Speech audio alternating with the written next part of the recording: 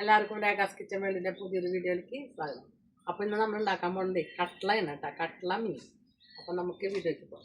നമുക്ക് ഇതേ കട്ട്ള മീനാണ് ഇന്ന് കിട്ടിയേക്കണത്. അപ്പോൾ ഞാൻ ഇതേ നന്നാക്കി കഴുകി വൃത്തിയാക്കി വെച്ചിട്ടുണ്ട്. 2 എണ്ണമാണ് മേടിച്ചേക്കണത്. അപ്പോൾ അതേ കഴുകി ചെറിയ ചെറിയ പീസാക്കിയിട്ട്, എനിക്ക് എപ്പോഴും മീൻ എപ്പോഴും ചെറിയ പീസുകളാണ് ഇഷ്ടം. കാരണം അതേപോലെ ചെറിയ പീസായിട്ടാണ് മുറിച്ചേക്കുന്നത്. ഇനി നമുക്ക് അതിലേക്ക് ആവശ്യമുള്ള സാധനങ്ങൾ എന്താണെന്നൊക്കെ നോക്കാം കേട്ടോ. 1 ടീസ്പൂൺ മല്ലിപ്പൊടി, 1.5 ടീസ്പൂൺ സാദാ മുളക് പൊടി, 1.25 ടീസ്പൂൺ കാശ്മീരി മുളക് പൊടി, 1/4 ടീസ്പൂൺ മഞ്ഞൾപ്പൊടി.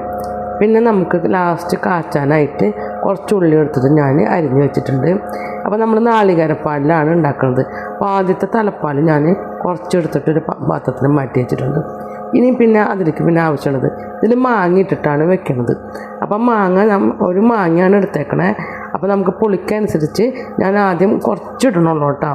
പിന്നെ ഒരു തണ്ട് കറിവേപ്പില, 4 പച്ചമുളക്, 2 ചുവന്നുള്ളി ചതച്ച് വെച്ചിട്ടുണ്ട്, ഒരു ചെറിയ കഷ്ണം ഇഞ്ചി ചതച്ചിട്ടുണ്ട്. പിന്നെ അതിൻ്റെ ഒപ്പം തന്നെ ഒരു ചെറിയ അല്ലി വെളുത്തുള്ളി കൂടി ചതച്ച് വെച്ചിട്ടുണ്ട് കേട്ടോ. വേപ്പിൻ്റെ ഇടയിലായി കാരണം വേപ്പിൻ്റെ ഇലയിലായി കാരണം അടുത്തായി കാരണം കാണാൻ പറ്റാത്തതാണ് കേട്ടോ. പിന്നെ ബാക്കിയുള്ളത് 2 പാലും 3 പാലും കൂടിയിട്ട് ഒരുമിച്ച് അടിച്ചിട്ട് അതെടുത്ത് മാറ്റി വെച്ചിട്ടുണ്ട്. അപ്പോൾ ഇത്രയൊക്കെയാണ് നമുക്ക് കട്ട്ള മീൻ വയ്ക്കാനുള്ള സാധനങ്ങൾ കേട്ടോ. വയ്ക്കാനായിട്ട് ഒരു ചട്ടി എടുത്ത് വെച്ചിട്ടുണ്ട്. ഇതിലേക്ക് നമുക്ക് മീനൊക്കെ ഇട്ട് കൊടുക്കാം കേട്ടോ.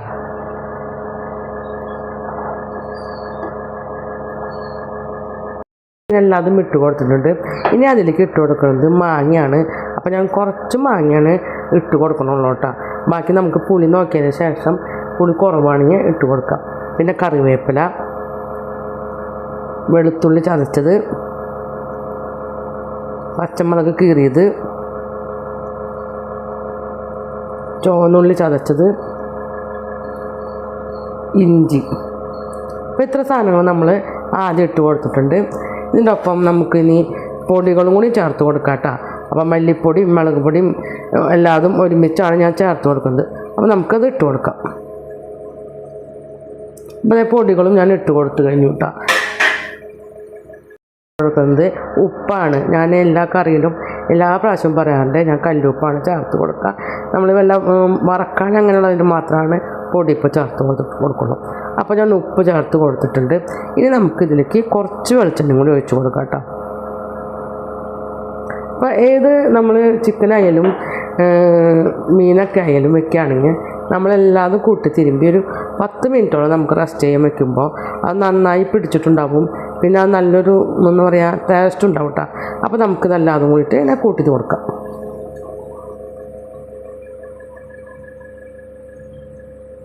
മുളകുപൊടിയൊക്കെ നന്നായി കുഴച്ച് പൊത്തി വെച്ചിട്ടുണ്ട് കേട്ടോ. ഒരു 15 മിനിറ്റ് നമുക്ക് റെസ്റ്റ് ചെയ്യാൻ വെക്കാം. കറിയിൽ പരത്തി വെച്ചിട്ട് 10 മിനിറ്റോളമായി. അപ്പോൾ നമുക്കത് തുറക്കാം കേട്ടോ. നന്നായി പിടിച്ചിട്ടുണ്ട്.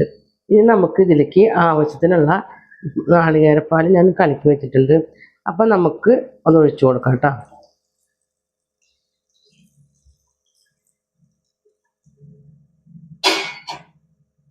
ആവശ്യത്തിനുള്ള വെള്ളമൊക്കെ നമ്മൾ ചേർത്ത് കൊടുത്തിട്ടുണ്ട്. ഇനി നമുക്ക് സ്റ്റവ് കത്തിച്ച് കൊടുക്കാം. അതിനുശേഷം മൂടി വെച്ചിട്ട് വേവിക്കട്ടെ. ഒരു 5 മിനിറ്റ് കഴിയുമ്പോൾ അത് തിളയ്ക്കും. തിളച്ചതിന് ശേഷം ഇതിൻ്റെ പുളിയും ഉപ്പൊക്കെ ഉണ്ടെന്ന് നമുക്ക് നോക്കാം. കറിയൊക്കെ തിളച്ചൊന്ന് നോക്കട്ടോ. കറിയൊക്കെ നല്ലപോലെ തിളച്ചിട്ടുണ്ട്. അതാണ് പുകയൊക്കെ വരുന്നത് കണ്ടാ.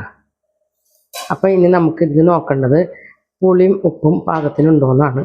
അപ്പോൾ നമുക്കൊന്ന് ചട്ടിയുടെ സൈഡൊക്കെ ഒന്ന് ഇതേപോലെ ഒന്ന് വരണ്ടി കൊടുക്കാം കേട്ടോ. അത് നോക്കാം നമുക്ക്.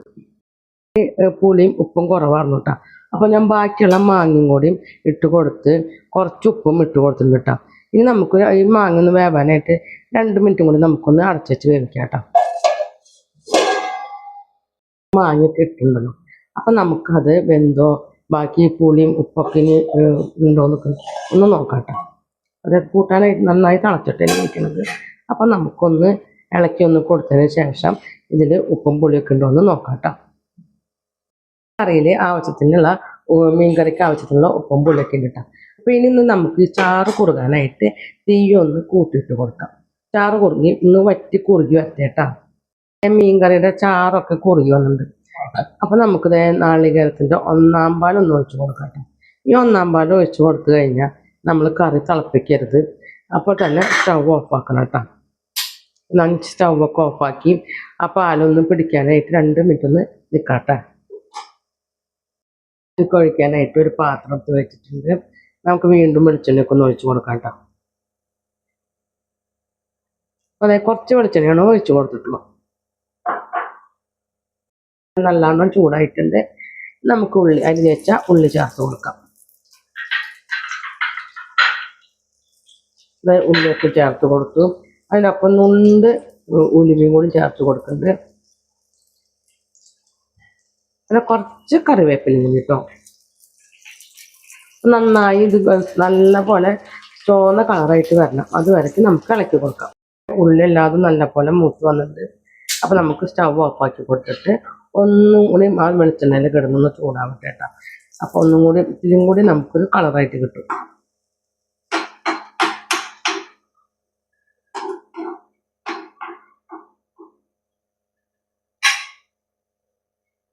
നമുക്കിത് നമ്മുടെ കറിയിൽ ഒഴിച്ച് കൊടുക്കാം കേട്ടോ.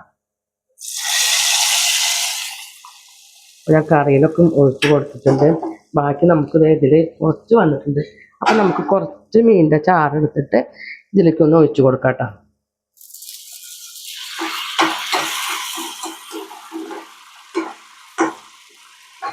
ഒഴിച്ച് കൊടുത്തതിന് ശേഷം അതും കൂടി ഒന്ന് ഇതിലേക്ക് ഒഴിച്ച് കൊടുക്കാം.